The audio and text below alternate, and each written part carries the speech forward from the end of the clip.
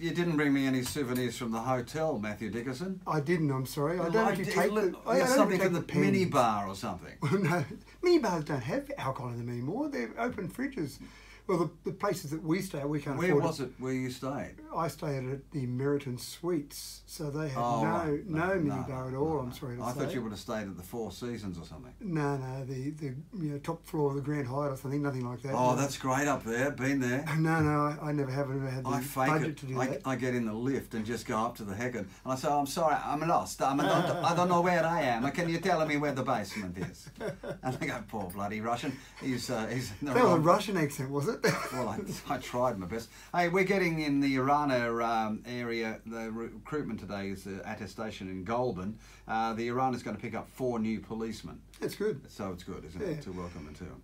Policemen or police people? Police people. Yeah. And the reason I mention it is because some of the attestation constables who throw their hat in the ring, up in the air, I should say, today in Goulburn, have been brought together because of iProud, and of course we know the creator of iProud. So. And that's certainly been a very effective program for a number of years now. I'm not sure how long it's been going, but my guess would be probably 15 years. Yeah, Peter's done pretty good with all of that stuff. So look out the 4 probationary constables, who will circumnavigate our area, will be in the back of pods for a while, and then they'll take over. We've had about 3 or 4 in the last recruitment. You seem to be getting good regular supply, which is great. Is good too. Yeah. So you've been sucking up to Dougal, have you? Making sure Paul Toole, one or the other. No, actually, I talked to Paul Toole on the weekend. I had a bit of word to him and just tried to get some extra money out of him for everything.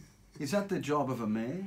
The job of a mayor is so wide and varied. It really is about those relationships. I think that's a critical part of the job of a mayor, making sure you've got good relationships with every level of government. And it's not just about the money. Sometimes it's about some other potential opportunities, and you really want to be front of mind for those opportunities. So you don't want to be a shrinking violet when you get a chance to be around ministers, members of government, just even other organisations. But you've done this before. And that's really handy. I mean, at the local government conference over the last 3 days, Monday, Tuesday, Wednesday, that was really an opportunity just to go and re-establish some of those relationships, reconnect to some of those people, just some organisations that we've dropped out of. So the number of ones that I only found out about one at the conference, Ken Keith from Parks, the Parks Mayor came and saw me. Did he come in his Elvis outfit? He didn't have his Elvis outfit, but he did talk about that, don't worry.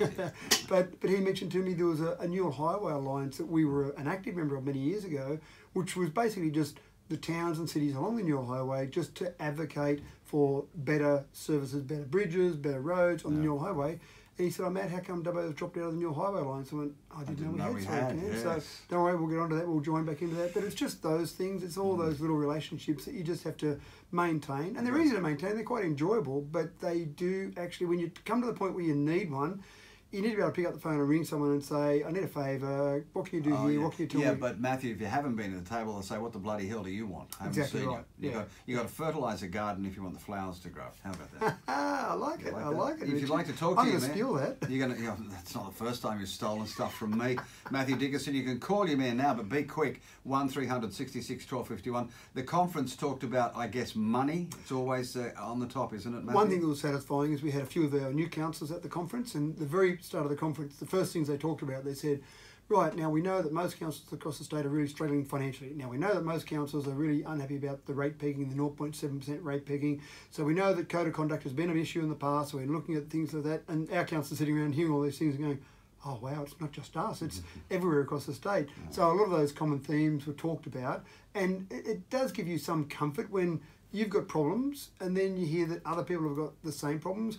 Most cities, the larger cities we talk to across the state in terms of the Bathurst and the Tamworth and the Woggers, those type of cities, talked about problems with housing affordability.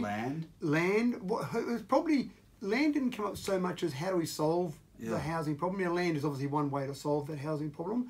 But the other thing that came up certainly from those discussions was the employment, the businesses. The number one complaint I hear from businesses at the moment is we just can't get enough employees, particularly in certain skills. And again, when we talk to other councils, they had the same thing. So it was really comforting, but also then you can start talking about, well, what are the solutions? How do we solve these problems?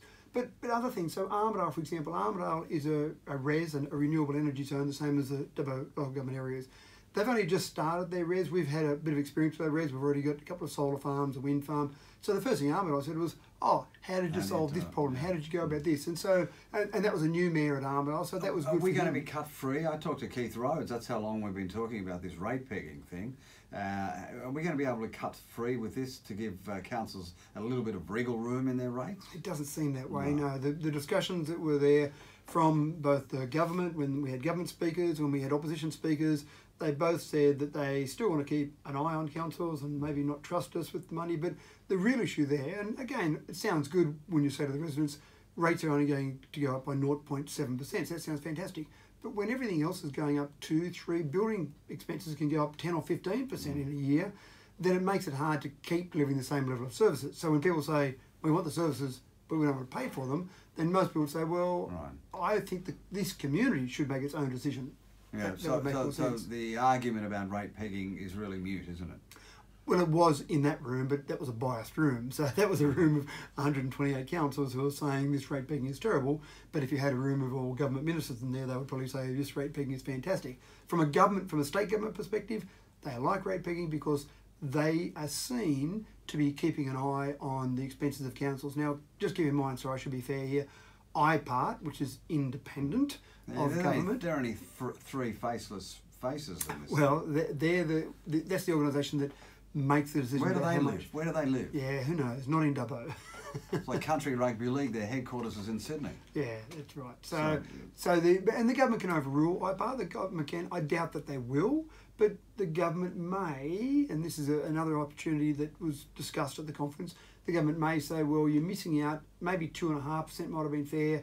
0.7 is what IPART's giving you. We might give you a grant that makes up the difference. Maybe. So, because that's the thing, we need to keep delivering services to the community.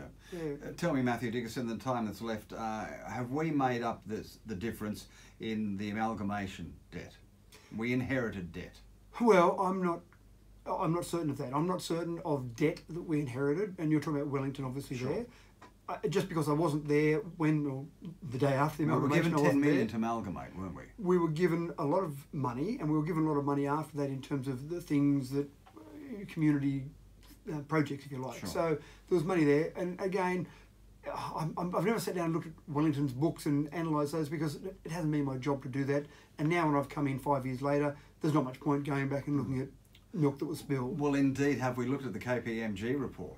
Well, funnily enough, when I did speak to Mike Baird recently, I said, Mike, surely the government, I mean, he's not in government anymore, but surely the government should release that report that was so obviously in favour of amalgamations. And he just gave me a wry smile and said, I don't think you'll ever see that report, Matthew. So, see, I just find that unconscionable. It is. I want to know why. If you've got such a strong argument, then surely you should expose that to the light of day and let everyone else see how strong an argument it is. But if it was a positive report, they'd go, look at this, see, we were right.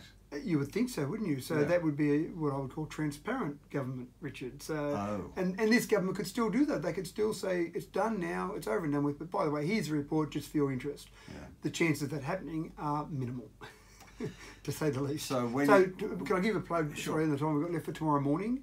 Community Leaders Breakfast. Yeah. No, I was going to raise this. You've got you, Mark Colton and Doug Dougal in the roundabout. And councillors and a couple of senior council staff. And the idea here is that sometimes in government, people say, oh, that's not my level of government, you should go and talk to that level of government. Yeah. So there's a bit of buck passing that people sometimes see. So the idea was, and this is last time I was mayor, we got the three levels of government together in the one spot, open to the public, so we can't just pass the buck amongst the different levels. No. So if there's something that we think is another level of government, we can say, well, by the way, here's the federal or the state member, let's go and talk to them. 7 o'clock tomorrow at Church Street Rotunda. Yeah, 7 till 8:45. There you go.